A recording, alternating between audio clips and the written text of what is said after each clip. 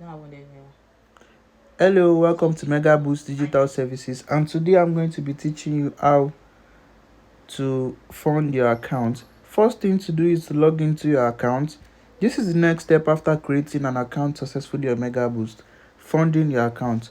Then log into your account. Okay, logged in successfully, redirecting us to our dashboard. Yes, we're on our dashboard right now. Come under, click on the menu here and click on deposit funds. Make sure you read through this.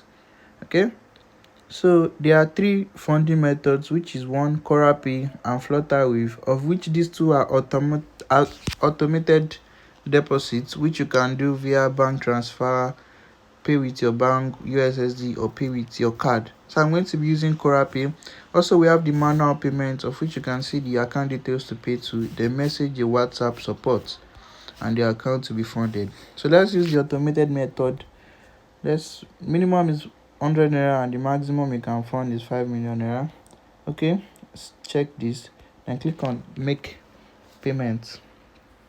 Then you'll be redirected to the payment gateway.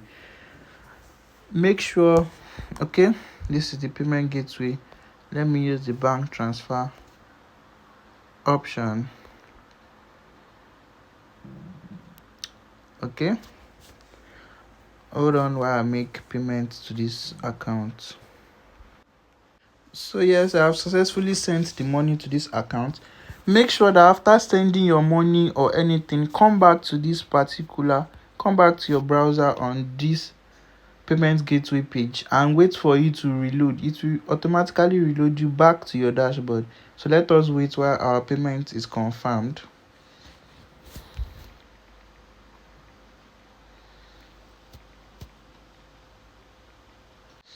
While we are waiting for our confirmation, please don't make a mistake of closing this page or refreshing the page. Do not do that. It is automated. Everything is done automatically.